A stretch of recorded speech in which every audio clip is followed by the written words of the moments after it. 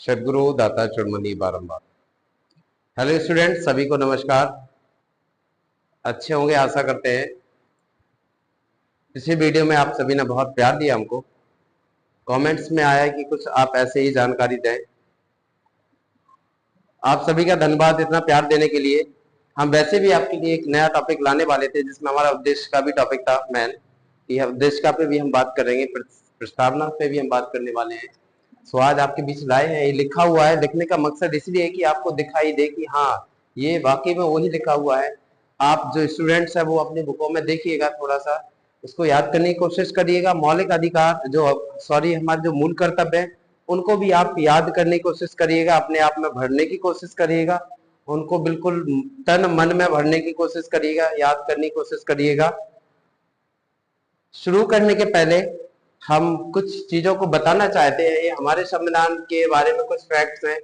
हमारा लिखित संविधान है, सबसे बड़ा लिखित संविधान है हमारा, जिसमें 1,17,369 1,17,369 शब्द हैं।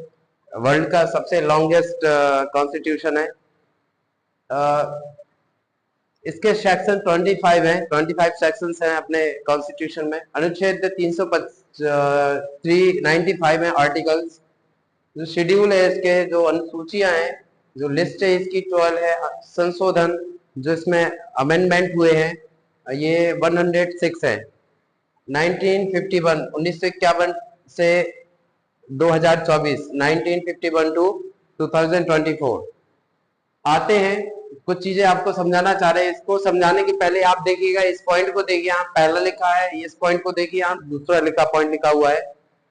इस पॉइंट का मतलब समझ लीजिए, यहाँ पे लिखा है जो पहला पॉइंट है इसका संशोधन, मतलब पहले जब हमारा संविधान लागू हुआ तब ये पॉइंट नहीं था। यहाँ पे संशोधन करके जो पॉइंट था वो पहले ये था, प्रभुत्व संपन्न लोकतंत्रात्मक गणराज्य था। जब 1976 में 42वां संशोधन हुआ है तब हमको इस शब्द के जगह ये शब्द दिए गए हैं, संपूर्ण प्रभुत्व संपन्न समाजवादी पंथनिरपेक्ष लोकतंत्रात्मक गणराज्य।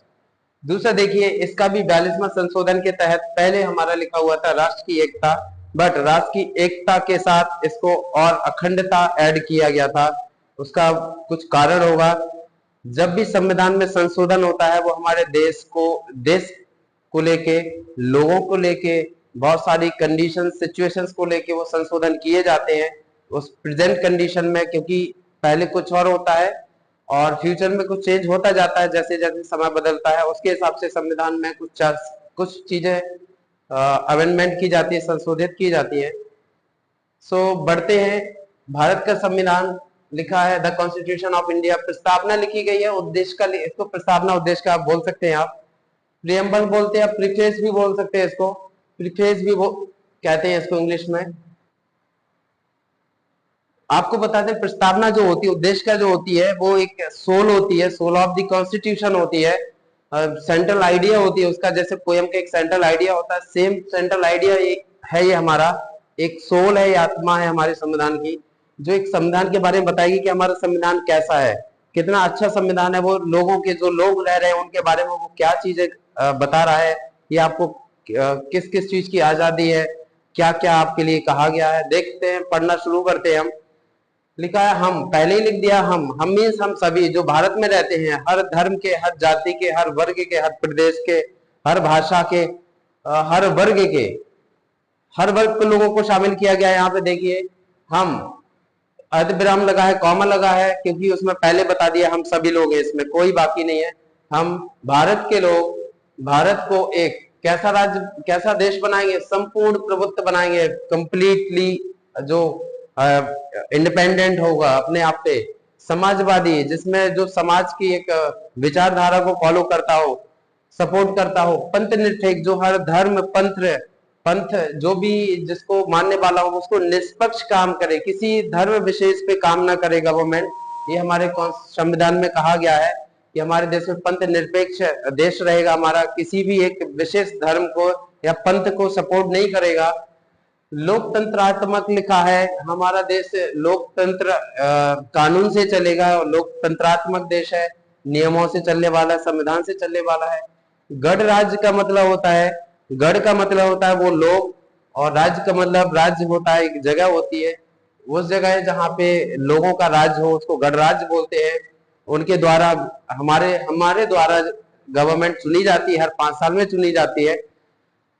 सो इसके लिए आगे लिखा है बनाने के लिए, इतना कुछ बनाने के लिए अपने भारत को क्या क्या बनाना है, कैसा बनाना है, संपूर्ण प्रभुत्व संपन्न बनाना है, समाजवादी बनाना है, पंथ निरपेक्ष बनाना है, लोकतंत्रात्मक गणराज्य बनाना है हमको।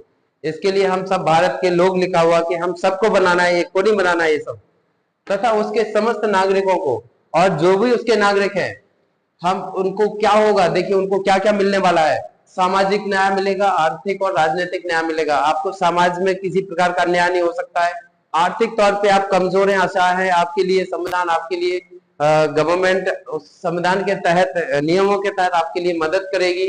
राजनीतिक न्याय मिलेगा, आपको राजनीति में भी आपको चांसेस मिलेंगे, आप राजनीति में नेता बन सकते हैं, सांसद, विधायक, कुछ भी बन सकते हैं, जो भी आप बनना चाहते हैं। विचार की आजादी होगी, आपकी अभिव्यक्ति की आजादी होगी, आप कुछ भी व्यक्त कर सकते हैं, आप एक दायरे में रह के। विश्वास की, आप किसी पे विश्वास कर सकते हैं। धर्म, कोई भी धर्म को अपना सकते हैं, मान सकते हैं या त्याग सकते हैं, वो आजादी आपको है। और उपासना की स्वतंत्रता, और आपको उपासना की स्वतंत्रता दी गई है कि आप किसी की भी उपासना कर सकते हैं, पूजा पाठ कर सकते हैं। प्रतिष्ठा, आपका मान सम्मान को ध्यान में रखा जाएगा। और अवसर की समता, आपको अपॉर्चुनिटी, चांसेस दिए जाएंगे ताकि आप कुछ अच्छा देश के लिए कर सके, अच्छी नौकरी में जा सके, अच्छे पोस्ट पे रह के लोगों की सेवा कर सके, अच्छे डॉक्टर, इंजीनियर, कुछ अच्छा बनेंगे, उसकी क्षमता दी जाएगी आपको। प्राप्त कराने के लिए हम सब मिलके इन सभी को प्राप्त करेंगे, तथा उन सब में क्या होगा, व्यक्ति की गरिमा होगी, हर किसी की गरिमा बना के रखी जाएगी, चाहे वो महिला हो, चाहे वो पुरुष हो, चाहे वो बच्चा हो, चाहे वो गरीब हो, चाहे वो अमीर हो, सभी की गरिमा बना के। और राष्ट्र की एकता और अखंडता, राष्ट्र की एकता और अखंडता सुनिश्चित कराने वाली बंधुता बढ़ाने के लिए हम कैसी बंधुता की, संविधान में देखिए उद्देशिका में कैसी बंधुता कही है, जो हमारे देश की एकता को बढ़ाएगी और अखंडता को बढ़ाएगी। आप देख लीजिएगा, ऐसी बंधुता बढ़ाने के लिए हम सब लोग दृढ़ संकल्प होकर अपनी इस संविधान सभा में आज तारीख 26 नवंबर 1949 ईस्वी को अध्यक्ष द्वारा इस संविधान को अंगीकृत, अधिनियमित और आत्मर्पित करते हैं। अंगीकृत का मतलब अपना लेना, सीने से लगा लेना। अधिनियमित का मतलब होता है उसको लागू कर देना, अप्लाई कर देना, कानून बना देना। और आत्मर्पित का मतलब होता है आत्मा से ग्रहण कर लेना, पूरे मनोभावों से, विचारों से, आपके तन मन से उसको अपना लेना, आत्मर्पित कहते हैं। सो आप देखिएगा बेटा, इसलिए आपके लिए ये हम लाए थे क्योंकि इसमें बहुत सारी अच्छी चीजें कही है कि हम मिलके, हम भारत के लोग मिलके भारत को एक अच्छा देश बनाएंगे। और ये जो देखिए संशोधन लिखे हैं, ये संशोधन है, इसका मतलब होता है संशोधन। जब भी आप अगर कॉन्स्टिट्यूशन अगर है आपके पास तो देखिएगा, ये जो कुछ लिखा है ये संशोधन लिखे होते हैं। इसका सब कुछ पूरी डिटेल होती है कि कब हुआ है, किस तरह से हुआ है, किस अधिनियम के तहत हुआ है, किस धारा के तहत हुआ है। सो इसमें लिखा हुआ है 1976 के धारा के 1976 में संशोधन, 42वां संशोधन अधिनियम के तहत धारा 2 थी, इसमें लिखा नहीं हमने, धारा 2 के तहत इसको प्रतिस्थापित किया गया था। ये आपके जानकारी के लिए, बच्चों को जानकारी जरूर दें इनकी। ये शब्द है, इतने सेक्शन है हमारे, इतने आर्टिकल्स है, इतने शेड्यूल है इसमें, और इतने अमेंडमेंट्स हैं। सो ऐसे हमसे जुड़े रहिए, बहुत सारा प्यार दीजिएगा। हम आपके लिए, आपके बच्चे के लिए कुछ ऐसी चीजें लाएंगे जो उनको पूरी तरीके से बदलने में मदद करेंगे, उनके मनोभावों को, उनके विचारों को, उनकी बुद्धि को अच्छा बनाने में सहायता करेंगी। सभी का धन्यवाद, बहुत बहुत मंगल शुभकामनाएं आप सभी को। धन्यवाद, थैंक यू। सदगुरु दाता चरणवंदी बारंबार।